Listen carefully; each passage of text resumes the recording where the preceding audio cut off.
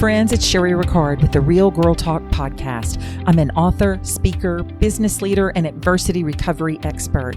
I'm bringing you fabulous guests, lifestyle tips, and a weekly dose of inspiration to help you create a beautiful life. So grateful that you're here. Now let's dive in.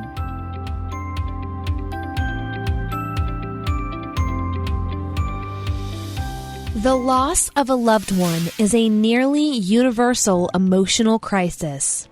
Unprocessed grief and painful feelings can be buried, leaving you to feel numb. But there is hope.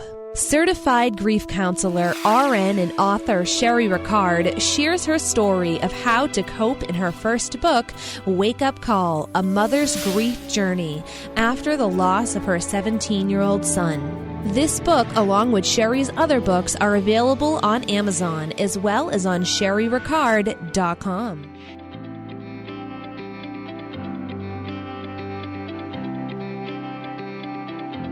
Welcome back, friends, and thanks for being here. January 2020, Real Girl Talk Podcast Live.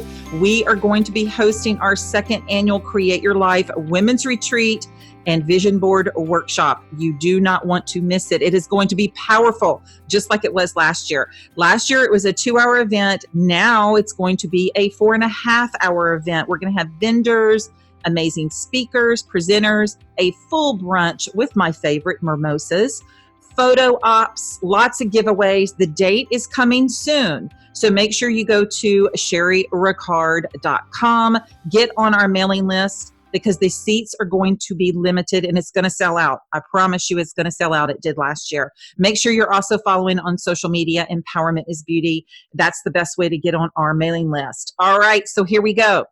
I hope you guys are ready for today's episode. Grab a cup of coffee, a glass of wine if you're listening to this at night, whatever you need. Plug in your earbuds and crank up the volume because today is about dating, flirting, and we're going to talk about some of those dating apps with my incredible guest, Damona Hoffman. Listen up, guys. She is a certified dating coach, radio host, and TV personality. Damona starred in the TV series Black Love, A Question of Love on A+E Network. She hosts the Dates and Mates with Damona Hoffman radio show and podcast. Plus, she is a love expert on BET.com. Damona is also a finalist for iDates and Best Dating Coach 2014 and 16, and has been named one of the top dating experts in LA by datingadvice.com.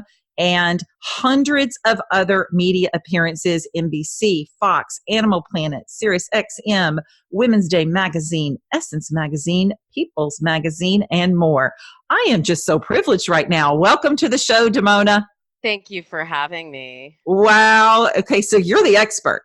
I mean, I don't want to toot my own horn or anything, but yeah, I have been coaching people on online dating. Now it's dating apps, but back then it was online dating for 15 years. So wow. I know a little bit about how to make dating apps work for you. Okay, so this is good because I'm going to just jump right in with some questions. Guys, I told Damona before we started recording this show, I said, I have some questions for you, girl, and she is ready. So I'm going to tell you, if you do not have your questions answered in this episode, don't worry about it. You can jump over to Damona's podcast, Dates and Mates.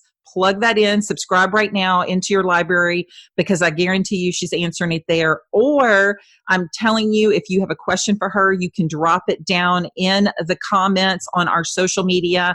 You can go to Empowerment is Beauty. You can go to the Facebook or Instagram, drop it down in the comments and tag Damona because she will definitely answer those questions. Okay, jumping right in. This is important to me. We have a huge listening audience, okay? Mostly women. Some of us are married, some of us are not. I want to ask you this. If someone is coming out of a marriage and they're wanting to step into the dating world, or maybe they're not ready for the dating world, I should say, but they're stepping out into the dating world, is there a time frame between a breakup and dating that is the golden standard, I guess? Well, there's all sorts of formulas that I've heard different people use, like 1 month for every year or something like that. I think it's really more about getting in touch with how you feel. And if you're going on dates and it's feeling stressful, if you're comparing everyone to your ex, or if you keep talking about your ex, or like bringing those stories forward again and again, maybe you're not ready. But the best way to get over a breakup is to find someone else, to do a little healing on your own, but then to find someone else that you can focus your attention on and believe in love again. So I would say don't wait until you feel ready, because you're Right. never going to feel 100% ready, but don't Right. do it if you're in a place where you're bringing too much negativity onto the table. I guess that goes along with trust too, because if you're coming out of whether it's just a breakup in a relationship or a marriage, and there are some trust issues there, maybe they were built up in that relationship. I think that you have some time that you need to heal because of the trust issues, or you're really just kind of going into the dating as just feeling a void of your time. You're Yeah, feeling that time void, and you're not really pouring yourself into that person because you're not really trusting anybody. Would you agree with that? I do agree, but I also feel that sometimes people get trapped in a prison of their own feelings. And trust, the best way to build trust in a person is to see that they are consistent and their words consistently match their actions. And you if you haven't taken some time for yourself to heal and realize what happened in that last relationship, yes, then you're not ready. But if you've taken some time, if you've taken stock of what happened and you're still feeling like you can't trust another person, you're going to get stuck in this echo chamber, right? Of Right. not having trust, but not having any real life mechanism to move forward. Like, I'm a big fan of therapy, and I work with a lot of clients who also have a therapist. But I think there comes a point where you have to put it into practice. We can talk and talk and talk about it. But when you do, like when I'm working on flirting coaching sessions, like on my TV show Black Love, I did a flirting coaching workshop using the principles of improv to help people open up. When you do it and when you put it into your body and when you feel that attraction from someone else and you see someone there that can be trusted, think that's when things really start to transform. So, but I think a lot of women today, the younger generation is a little different. I think they're more comfortable with dating and just jumping from one relationship to another. And maybe I was the same way when I was younger. But I think as we get older and we've been in steady relationships and that ends, and we have to go back into the dating world, we're also picking up that person's entire life that we've missed for the last, let's say, maybe 20 years. If we're married for 20 years and we're coming out of that relationship, most of the time that person is going to have grown children. They're going to have, ex-spouses that you have to deal with. And I guess when you get to a certain age, how do you deal with that in dating? Do you almost feel like you're catching the end of that life rather than starting anew. That's one way of looking at it, but I think you could reframe that and say you have an opportunity to start fresh with someone that is already coming to the table with a lot of learning, with a lot of relationship experience. And many times we go through a certain experience and then we think, okay, well, I don't want to do that again. But you have to know if you're dating, and coach a lot of people in their 40s, 50s, 60s. Most of the most of the people you meet online are going to have some stories. They're going to have, some Right. people look at it as baggage. I don't really see it as baggage, but they're going to have some attachments that come with them. And Yeah. it's just a matter of figuring out how much you can tolerate the attachments that they have, and how you can help them move through any roadblocks that they're dealing with from those attachments while you also work through yours. Yeah, that makes sense. I get that. So when you're going into the dating world, let's say you're just new, you're just getting started, or maybe you've been in it for a while and you haven't had much luck. Where does someone go to even date? Do we go to church? Well, I also work with the Match dating app, and they do a study on singles every year, and they interview thousands of singles about where they're meeting matches, what their dating history and attitudes, behaviors are. And the reality is that most people now are they're meeting through dating apps. They are still meeting through friends, but a lot of the traditional ways of meeting, like if you let's just go back a few years, a few generations. Most people before, say, the 1960s, most people met and married someone within like a 5-mile radius of their home. So they were Right. either a neighbor, a friend from church, someone who they were introduced to through a friend. And your dating pool really was quite small. And so people are like, well, why is the divorce rate so high today? Well, if your dating pool was 10 people, you made the best choice you had from the options available. But now with dating apps, your dating pool has just expanded to basically the entire world. And I have plenty of clients who have met someone across the country or across the globe and made relationships, gotten married, and blended their lives together. And when you really think about that, I find that a very exciting time for dating. And I know we'll talk about the process of being successful on a dating app and the highs and lows of navigating it, because I don't want to be Pollyanna-ish about the fact that it does require a lot of effort and a lot of work. But when you think about it from an abundance mindset of look at all of these options that I now have available, I think it's a really exciting time to be single again. Yeah, you make it sound really exciting. And that was going to be my next question. My next question was about the apps. So tell us about the apps. How do you even start doing that? And what is the best way to go about it to really feel comfortable, I guess, is what I want my listeners to learn from that. How do they feel comfortable that they are doing, or they're going to the right apps, I guess? Well, people always ask me, like, what's the best app out there? And I work, in addition to Match, I work with a lot of them. And I always say the best app is the best app for you at that time. And when you are on an app, you have to be evaluating how you like the selection of matches. Who's there? Are there people there that you actually want to meet up with? Do you like the functionality of the app? If it's a chore to use it, you're not going to have a good time with dating. And then what are the results that you're getting? There could be a lot of really attractive guys there, but if you're not making connections there, it's probably not the right app for you right now. So usually when I'm coaching people one-on-one, I do a custom dating plan for them. And that involves starting with one app and then reevaluating it 6 weeks later and seeing how are we liking this app? Do we need to make a change?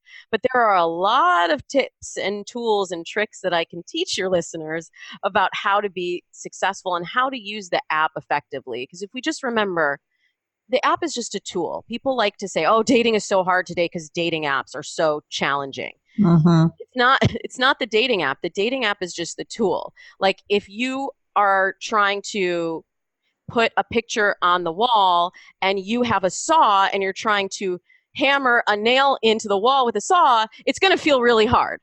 But if you're using a hammer, suddenly the job becomes really easy because you're using the right tool for the job.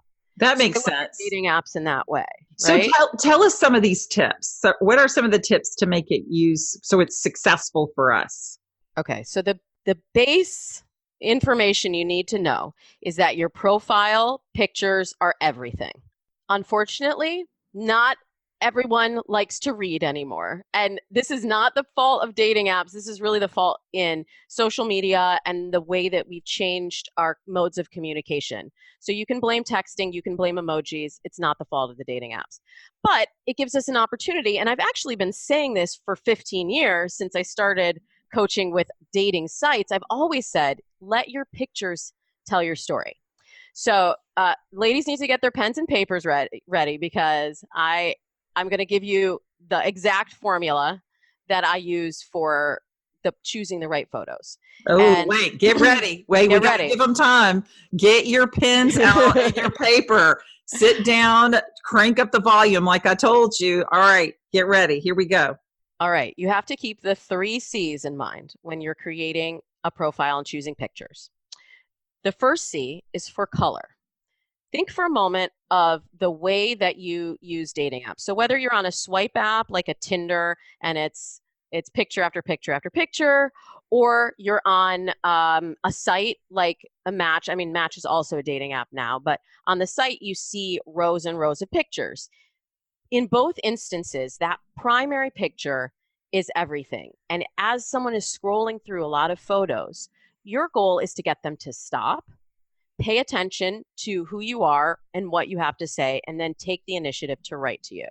And if you use the color red, you increase the chances that they're going to stop and focus on you. Because if you think about it from a biological perspective, we are conditioned to be stopped by red. We have red stop signs. In the animal kingdom, animals sometimes like they'll parts of their body will turn red to attract a mate. This is a philosophy that's as old as time. There's current research that backs this up that showed men pictures of women with different color borders around their photos, and men would rate a woman with a red color border as more attractive than a woman with a green color border, but they didn't realize that they were looking at the same photo. That's crazy. Oh so my that's gosh. a trick. Now I'm like, if I tell this to too many people, we're just going to see a bunch of red photos. Bunch of red photos. But for your listeners, they can have the inside track to get them to stop and then look at the other photos. Now let's talk about the other two C's. The second C is really important. It's context. This is telling your life story through your photos. So remember earlier I was saying people aren't going to read. So if you enjoy doing a certain activity, if you love to travel, if you have a pet that's really important in your life, this is the place where you share that story and tell your life story visually. And then the last C is the one that everyone forgets, and that's character. That's showing that other side of you, that goofy side of you, that wacky side of you, that side of you that's really into something niche that you think a lot of people would be turned off by. And this is the crazy thing. And I just did a profile makeover for Shonda Rhimes' blog, shondaland.com. And I told the girl was just getting any and everything. And I'm sure some of your listeners have had this experience of you get a bunch of hey messages in your inbox and you're like, I don't even have any connection to this guy. Why is he even sending me a message? And so that was the client that I was working with for the article. That was her experience. And she was getting like 10 messages a day. And I said, look, you have a very attractive profile. You have beautiful bikini shots. I look at this and I think party girl. And I think, I don't know who she really is. Right. I gave her the 3 C's and she got fewer messages than when she was doing it on her own. But here's the trick, Sherry. She got more engagement. She got more specific messages, guys sending jokes, guys commenting on her pictures. And it's those kind of connections that lead to real dates and real relationships. Right. And see, and that makes such sense because when you're sitting there talking, I'm thinking about one friend personal friend that is on a dating app, and she cracks me up because she will send me photos of guys that are contacting her. And when you were talking about the profile picture, like I'm talking like a guy, his profile pic is like a cigarette hanging out of his mouth and he's in the woods. And it's like, she'll send me a message and she'll say, what part of this picture makes him think that I want to date him? I mean, it says in her profile, no smokers, which makes me think they're not even reading it. They're just looking and they're seeing her picture, and what she's attracting are those hays. And so she's probably one of those that need to revamp some of those pictures that are on her profile, not to get them. But the pro side is I do have a couple of friends that I know that have met their husbands online. One has been married for 5 years to a physician, and the other one has been married for over 10 years to a very successful man, and they're very successful women. And they found each other, and they're older in their 40s and 50s, but they're very happy.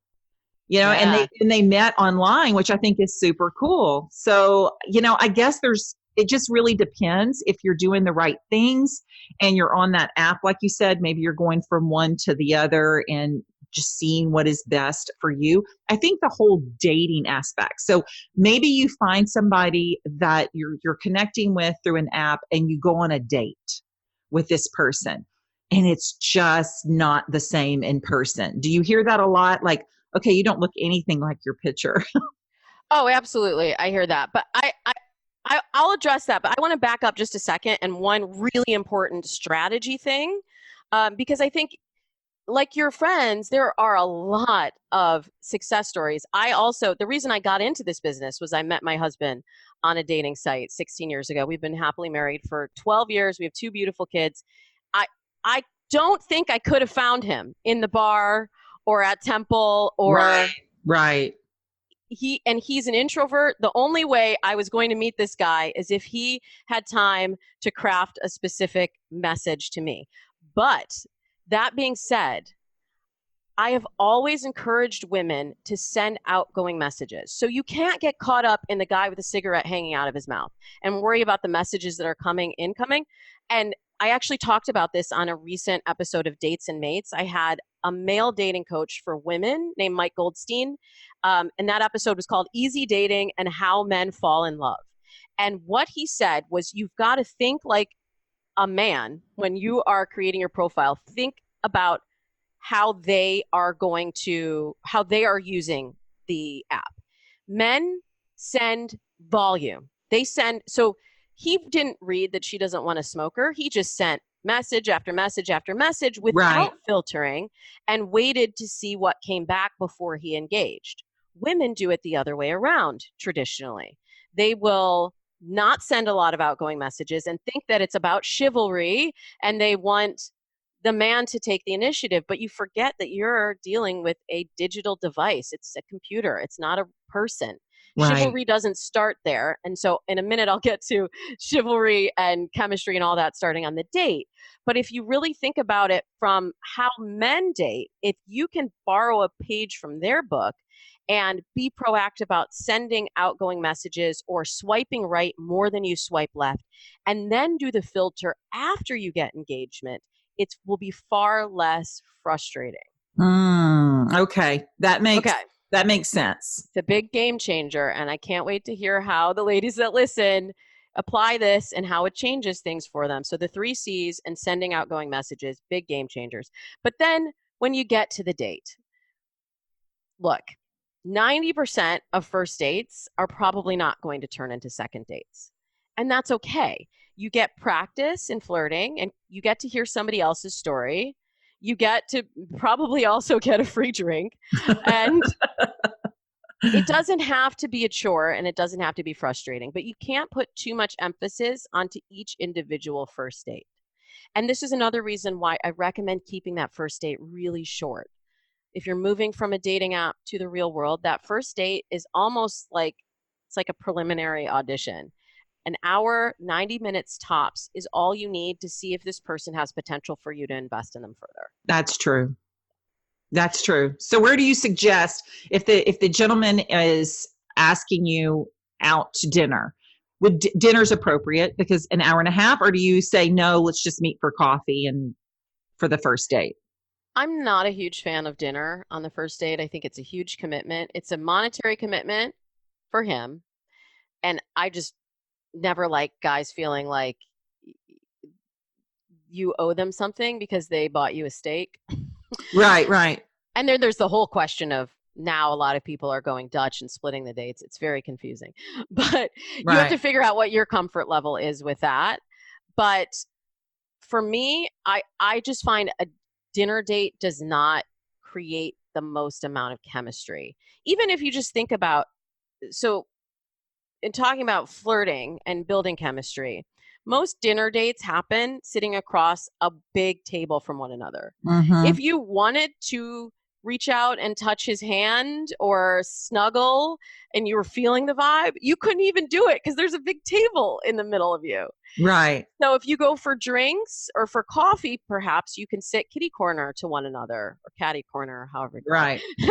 Perhaps you could sit kind of next to one another and be in a round booth. There's different ways that you can orchestrate the experience that you want to have.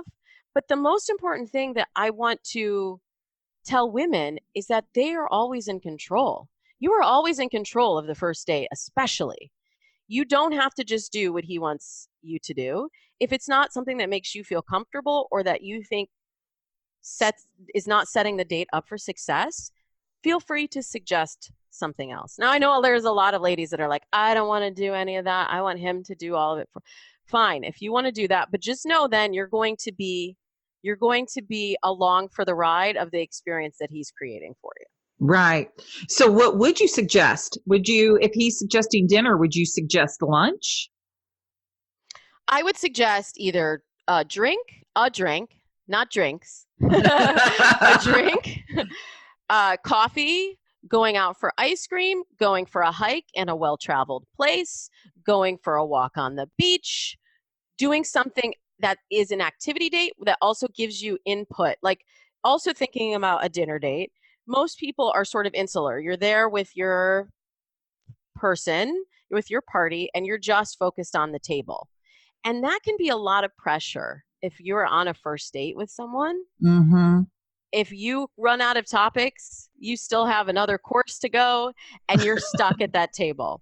Right. If you're doing something active, you're going to an arcade and playing games with one another. You can be moving around. You can be commenting on the games. You can be commenting on the people that you see. You have outside sources of input beyond just the where did you grow up? How many kids do you have? What do you do for work? And those standard questions that you always get on a date. Right. And I like that when you were talking about going and having an activity, because then you can actually see that personality and that side of them that comes out. So what if you are playing a game and they lose?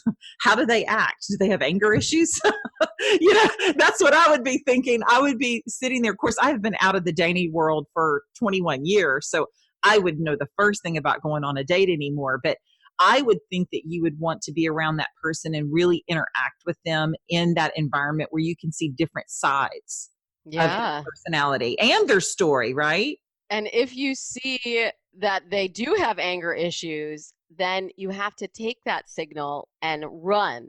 Run. Biggest Run for the hills, ladies. I know. The biggest mistake I see women making, like in the beginning of my program, I have people get focused and fix the mindset that they're working with and get really clear on who that person is that they want to meet. What are their values? What are their goals for the future? And they'll leave that session like, okay, I know exactly what I'm looking for. And then they meet a guy that, like, say it's even that guy that, the lumberjack with the cigarette. Like, let's say he was like Matthew McConaughey sexy. Right. So many times then my clients will be like, well, I went out with this guy. I mean, I didn't want a smoker, but I'm just really attracted to him. He swept me off my feet. He did all of these things for me, rolled out the red carpet. And then they forget all of the work that they did at the beginning to get clarity on who they were looking for. And then they invest 6 months, a year, 2 years into it and suddenly wake up and realize, wait a minute, I've been going based on chemistry. This is not the person that I want to blend my life with. This is not, this person doesn't align with me and my values. And I forgot that somehow along the way. But don't you think that sometimes that people do that in their marriage as well? They may have that chemistry and they're used to being with that person. And maybe that's the thing that they have most in common is the sexual aspect of their relationship. But then over time, they lose each other and they're different. Maybe they outgrow each other or they lose each other in that relationship as it goes on. Do you work with, those people as well as those that date, or you work mostly with those that are coming out of those relationships? I work mostly with people who are single and wanting to move into a relationship up through the point of commitment. Like one of my TV shows, A Question of Love, dealt with couples that were moving in together for the first time. And that's about as far as I go. After that, go to your marriage and family therapist. And as I said earlier, I'm a big fan of therapy. And I think even in successful relationships, having an opportunity to grow with your partner and and learn about one another as you are. Like you said, sometimes you grow apart. Sometimes you're just growing individually, but you lose that commitment to growing together. And Right. it can be discovered again, but it does take both partners being willing to show up and go on that journey. But yeah, I mean, I've been with my husband 16 years. Our relationship now is in no way the same as it was 16 years ago. Right. But people tell me relationships are work. There's so much work, and I don't believe that at all. I think relationships are a constant opportunity for you to show up and grow. I And like that. it's like every day I choose to commit to my husband every single day. And I wish more people thought of relationships like that. Like, yeah, Right. if you have this in perspective that they're work, it is Right. going to feel like overwhelming and frustrating. But if you focus on communication is really key to everything, and uh, building together, looking at common goals for the future, then you can see where you're headed together instead of working independently when you're in a partnership. Right. And I understand that. And when you say, for someone to say that it's work, I think that as long as you are enjoying what you do every day for a living, we don't call it work because we love it. Right. So if you're in a relationship where you're loving being in that relationship, are we really calling it work? It should not be called work. Sounds like there's other issues there if you're calling your marriage or your relationship hard work. Yeah, You you know, really bring up a great point there. Yeah, yeah, you wouldn't because call it work if if you love your job. yeah, if you love your job, I mean, I love what I do. I love podcasting. Of course, it's not the only thing that I do. This is my passion. This is my passion. I don't even call it work because I absolutely love it. I'm committed to it. I show up for it. I nurture it. I do things that I need to do to make it successful. How is that different from a relationship? You You're know, right. It's exactly the same. it's the Same. same. If you're in a relationship that you love and you're investing in it and you're doing everything you can to make it successful, it's not work. It brings you happiness. It brings you excitement. If you feel like, just like you're in a job that you feel like, oh, I'm so tired. It's Monday morning. I can't believe I have to go. If that's how you're feeling about relationships, to me, you need to work on that relationship or you need to move on. And that, that's a big shift that's also happening culturally right now is because we're in such a disposable society. Like, oh, you don't like that thing? Go on Amazon, get another thing. Oh, you like this post? Don't like this post. Delete, delete. It's Right. so instant gratification, and you don't like it, you get rid of it. And this is something that I'm seeing in dating and relationships now, rather than put in that effort to fix the communication or to Mm, recommit to one another. I do see people being like, well, just swipe left on it all. right. And that's one thing that I think is not as good about relationships today as, if you look in Right. past generations. People I were in it. I do like the fact that now, I've heard so many times, and I had a dear friend of mine she's been divorced for, I guess, about 15 years. She won't mind me talking about her on my podcast, I hope, but I love her so much. We have been friends for 30, gosh, I've lost track, at least 30 years. And she has been divorced for, I'm going to guess, 14, 15 of those years. And she has been dating a guy that she actually met him. It wasn't on an app, although she went through the apps. She just met him by chance at an establishment somewhere. And they've been together now for over a year. And this weekend they got engaged. Yay.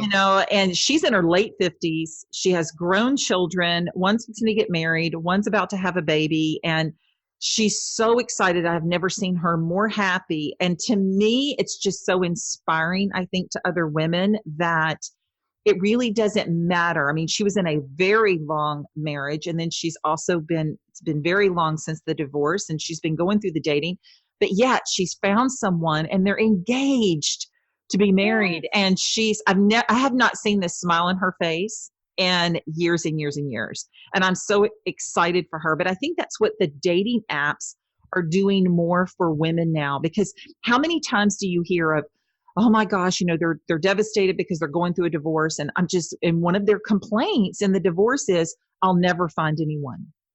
Or It feels that way. yeah, I'm going It to be feels that way. alone. I'm going to be alone. I'm going to be alone for the rest of my life. I mean, I've heard that over and over. And I think now that the dating apps do give you options.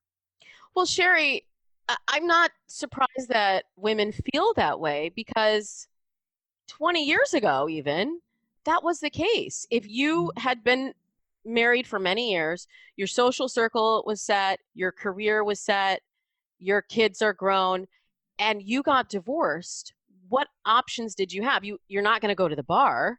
So you had very little opportunity to meet other singles that could be a match for you. But Right. now with dating apps, that has opened up a whole new category. 50 plus daters are the fastest growing group of online daters now because Wow. there's opportunity there. But what I loved about your friend's story as well is that she was doing the dating apps, and it sounds like that cracked something open that Right. allowed her to learn to flirt and feel beautiful and attractive again. And I find a lot of times with my clients, once they start doing the dating apps and figuring out the system and going on many dates where they build their self-esteem, they build their ability to start conversations with a stranger from scratch and build a connection, they're able to meet more people everywhere they go. And so I love that she started with the dating apps, but she found someone out IRL, in Right. real Right. life because she had built the skill set to do so and the You're right. confidence. You're right. Because I do see now that you're saying that, I look back and the dating apps did do that for her. And that's when I started seeing her after the divorce going on dates and starting to feel really good again. And, she was shopping for clothes again and really, putting herself out there, I guess you would say. And it did bring her to at the point to where she is right now, where now she's met this guy and now they're getting married and she's happy, happy, happy. And I've worked with so many women that have had really terrible stories. Like I've worked with the divorcee whose husband cheated on her while she was raising two girls with special needs. I've had people, I had a client who thought she was going to get engaged to this guy. And then all of a sudden, like a couple of weeks before they were supposed to blend their lives together and move in together, he just was like, I don't want to date you again. it, I'm like thinking through all my clients and like all of the Wow. stories, like people with two young kids and thinking, I'm not going to date again. Who's going to date somebody? Who's going to date a mom with two kids under 7 years old? And in each time, I've seen them transform the way they feel and fall in love again. And that's why I do this, Sherry. And it's like Right. you said, your joy for the work that you do. I have that same feeling every time one of my clients falls in love and believes in themselves and believes in love again. Right. And I want all the listeners to know that yes, go out there and date. That's awesome. I find the love of your life, but don't ever sacrifice or jeopardize any part of your values, your morals.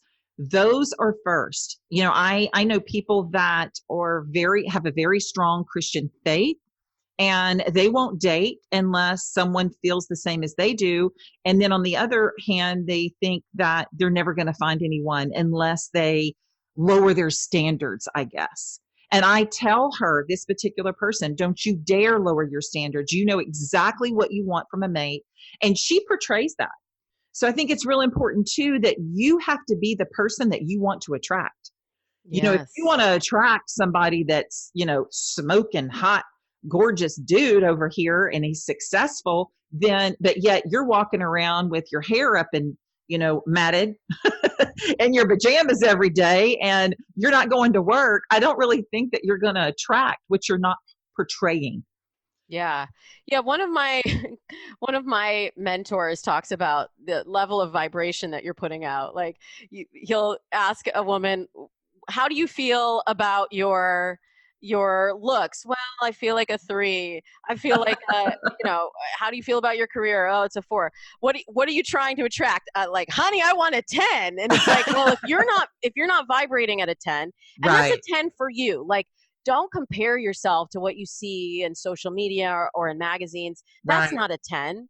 It's about how you feel about yourself and what value you think you can offer into a relationships. But I'm all about authenticity, and like that is the main message that I've been trying to convey through Dates and Mates the last 7 years, is that when you are your authentic self, when you're your most you, that is when you attract the right kind of partner to you. When you're putting on airs and changing yourself, like there's a lot of dating coaches out there that are like, we're going to do a whole makeover and we're going to make you into, glamour queen, and you're going to be transformed into this dateable person.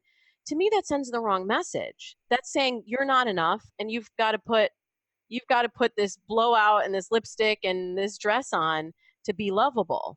I want to teach people how to feel lovable as their current selves. And yes, there are certain modifications and tricks you can make, but I guarantee you, if you're putting your hair up every day, you're not putting on any makeup, you're not dressing your best, you're not vibrating at your highest self, and you're not your most authentic self either.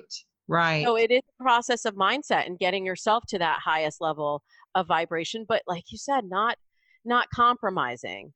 Compromising. Yeah, don't compromise. Don't compromise your integrity or values or morals or anything like that in the dating, because then how long can you really keep that up? Because if you think about it, if you're putting on somebody that you're not, you're portraying somebody that you're really not, how long can that game go on? I mean, because you're acting. You're basically acting a part. You're not being yourself. And at some point, that's going to come to an end, and then wonder why the relationship or the connection never happened, because you were portraying someone that you weren't from the very beginning. And a month later, the guy's going, what happened to the fun-loving girl that I met, 3 weeks ago? Where is she, And I hear this a lot, Sherry, around body image and weight loss. Like I had a client once that kept telling me like she would not be ready to date until she lost 5 pounds. And when you really think about it, like I have gone up and down the scale 60 pounds up and down the scale. Me too. There are a couple babies in there, but my average weight vacillates 10 pounds. And I can tell you, my husband doesn't know the difference at all.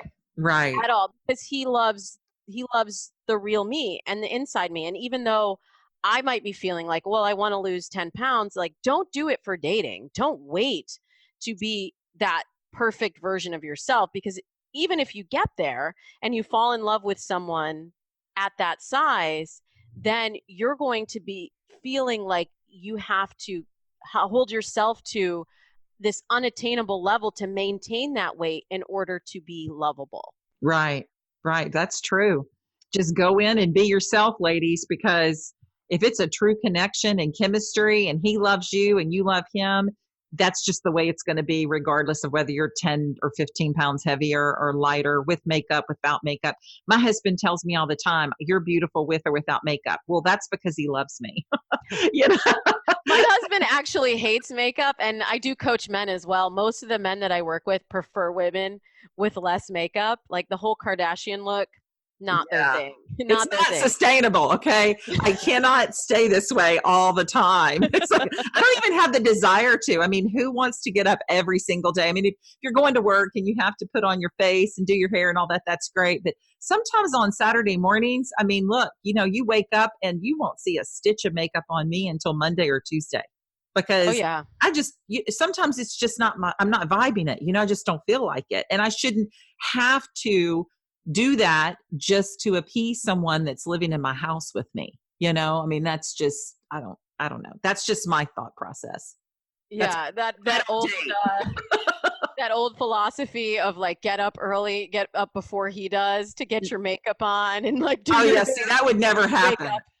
I'll just be a lone girlfriend because that would never, ever happen. Well, Donna, I appreciate you so much. Thank you so much for coming on and sharing with the listeners. And I want everyone to go back to Dates and Nates podcast and listen to her show. You are going to find so many golden nuggets in dating and relationships there. Tell everybody where we can find you. Well, you can find Dates and Mates on any major podcast platform, but if you're more of listening on the web kind of person, I also have datesandmates.com, and that's also where you can get information about the programs that I offer. I have a new and improved version of my 30-day dating playbook program that is launching this week. So I am really thrilled to be able to share that with women that want to have a quick start change in their love life. Great. And where can we find you on Instagram? I'm everywhere at Damona Hoffman, DamonaHoffman. Excellent. Guys, thank you so much for tuning in. If you haven't been able to jump over and give me a review, please do. I'd really like to know how this episode has helped you. You can drop it in the review comments on iTunes or anywhere that you listen to podcasts. If you wouldn't mind doing that, I so appreciate you. And make sure that you take a screenshot. If you're listening to Damona and I on your cell phone, take a screenshot and put it on your IG story or your Facebook, and make sure you tag at Damona Hoffman and at Empowerment is Beauty, so we see it, and then we will share it to our page. Until next time, remember to keep your encouragement tank full, always your faith in God, and step out of your comfort zone, even if that means going on a date, and create your beautiful life. Until next week, blessings.